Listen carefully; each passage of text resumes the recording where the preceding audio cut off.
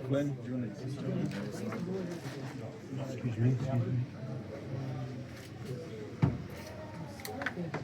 want me to hold it?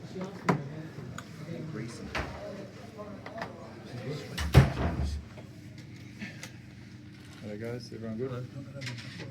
That's good. George, do you want to start? Yeah, look, well, I just want to say, well, thanks everyone for coming out. I think it was a great night tonight for our last show in Sydney for the year. Great turnout here at the ICC Theatre. The performances lived up to the hype that we were hoping for. I thought there were some really spectacular performances tonight through the prelims, all the way through to our main card. Some big finishes, and of course finished off by Nikita. So I thought Nikita Tszyu put on an amazing performance tonight. We got to see that the power's still there, well and truly. All the questions about the power and the healing of the hand, the moment that he threw that left hand, the fight was over, and I thought it was a fantastic fight. Nikita Tszyu is the most entertaining guy in Australian boxing, and he really showed that tonight. He knows not only how to fight, he knows how to entertain the crowd and really soak it up in true Nikita Tszyu fashion. He stays unique, he stays true to himself, and he's a one-of-a-kind human who can absolutely fight, and I can't wait to get him back in the ring. Before we talk about the fight, let's talk about the ring walk. Yeah, bringing the Undertaker back. I had no say to it. Oh, really? Yeah. We all thought it was great. I told them just choose whatever. I didn't care. Did you like it? Yeah, it was cool. And then we heard about... Thunderstruck, but that was the great surprise. Yes. I told them about that's the song that my daughter was born to, and I only found out today that they were using it. So I was like, oh yeah, cool. Yeah, it was a nice surprise for him. We didn't tell him. Talk about can't wait and getting back in the ring. Who will that be and when will that be? It was a pretty quick one tonight, George. Is it George? Yeah, well, look, I think we'll have a good chat now going forward. We wanted all three to get good results, and they did. I thought Brock Jarvis came back from adversity, looked fantastic. Michael Zarafa looked a lot stronger than he's looked in previous fights, so both looked very good. But I think whoever gets in the ring with Nikita definitely showed he's the star of the show, and it'll be whatever suits Nikita next. After that knockdown in the first round, you normally would have just gone to take his head clean off, but you held back a bit. Is that the new you? I was trying to be a little bit more patient, trying to pick the shots and not force it by just overwhelming the ref. Sometimes you can just throw a lot of unanswered shots and they'll stop it, but I wanted to properly hurt him. Were you surprised that he didn't come out? Sort of. I definitely know that I landed a very clean rib shot on him at the very end, and I felt him gasp and make a noise as he was walking. And I even said to my uncle, got him with the liver shot. And when I saw the doctor coming over, I just kind of knew must have broken something or something, or he just can't stand up. Given all that's happened with the family this past month, is it sort of good to have an emphatic sort of win and return to the winning ways? I mean, this is boxing. Sometimes you win, sometimes you lose. We celebrate our wins and we try to celebrate our losses. There's no shame in it. Would you like to get a few more rounds just to test out the hand over at least sort of 4 or 5 rounds? Is that enough to prove that it's fine? You can go 10 rounds with the Zarafa? I think it's fine. We've got there's still a little bit of work to do on it, but it's at a good position.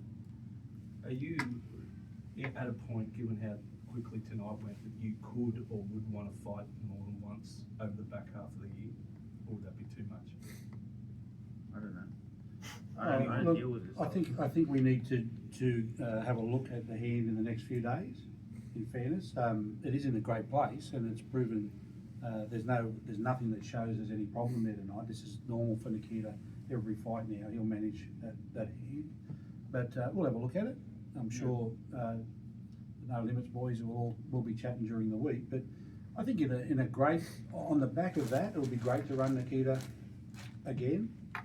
But it really does come down to whether or not it makes sense to do that based on the hand and the other boys that we're talking about, they've also got to want to accept Nikita. They had a good look tonight.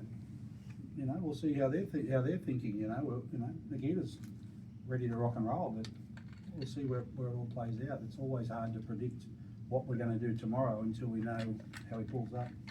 This fight would have saw you go up the WBO even more. So would a domestic fight jeopardise WBO rankings? It's funny once you get to this point. It's one of those really odd points in a boxer's career where they've sort of coming towards the end of their domestic stuff. He's winning belts and he's showing that sort of form. There's a risk attached to every domestic fight that goes on from that. And I know we've talked, George and myself and Matt have talked many times about Nikita's opportunities eventually to launch overseas. But we've still got a little bit of unfinished business, haven't we, boys? Yeah. So let's see what plays out over the next the end of 2025. George, you have the scope, the dates to put Nikita on, say, 2 more times? Yeah, well, look, our next 2 fights are scheduled for September 18th and October 11th. We're looking at October 11th for a Melbourne card. I mean, Nikita did 40 seconds of work out there, or however long it was. It was pretty quick, so it's good to see that you know that he was able to get out of there quick. If he comes through unscathed and recovers well, then you know he's capable of turning around. Then we'll consider that, but. Yeah, we'll make decisions very soon, very soon. Yeah. Apart from your Zarafas and your Brock Jarvises, is there any other names floating around that you're looking at saying, you know, we could have a go at him this year or even early next year? Look, I think they're 2 special names domestically. I thought both of them carry a lot of weight, both as the star power and their ability here in the country. You know, they're really, really talented fighters. Outside of that, we're looking at overseas options now that he's had his first international opponent. That's where Nikita's looking. Nikita's looking to only keep going that way. So from here, it's only looking at them international options, or guys like that who are, you know, fantastic records, fantastic resumes. That would make very exciting, entertaining fights. If it were to be Zarafa, would you be doing that at middleweight or at super welterweight? That's a big part of the discussion that will have to happen between now and then. He's obviously ranked very highly as a middleweight, but very capable of making super welterweight as well. George, Ahmed Reader, he had a great performance tonight. Came up against a real veteran, coming up a weight. What did you make of his performance? Yeah, look, one of the things I complimented Nikita about knowing how to finish a show and how to engage a crowd. Ahmed Reader done that, you know, perfectly. I thought he owned his moment. That's one thing that he does really well. He owns his moments when he puts on a performance like that. He had a great support here in Sydney, and stepping up against Bruno Tarimo, like that is a tough fight. And he showed that he can go 10 rounds too. That's another question that you always have on young fighters as they come through. He went 10 rounds with one of the toughest guys in Australia. So really good performance, and it really set up the scene for where we ended the night. Yeah. And are you keen to put up the Harry Garside fight? Look, we'll definitely have the chat about that for sure. I think now off the back of that performance, it makes even more sense to have that discussion. Yeah, and he's been very active. This was his 5th fight in a calendar year. Could we see a quick turnaround, maybe the Melbourne card October 11th? I think going 10 rounds for the first time, I think it's you don't want to force a young guy into turning around too fast. So I think for him, whatever he's ready for physically, we'll have a look He's at it. had 5 fights this year. He's only had 5 fights. In 12 months. 5 and 12 months in a calendar year. He needs a rest. Yeah. He's a breath of fresh air. He's a fighter. He'll fight anyone. Do you know if Tim watched the fight and have you heard from him? No, I haven't even checked my phone. I'm not sure. Nikita, can I ask what Probably eating sushi.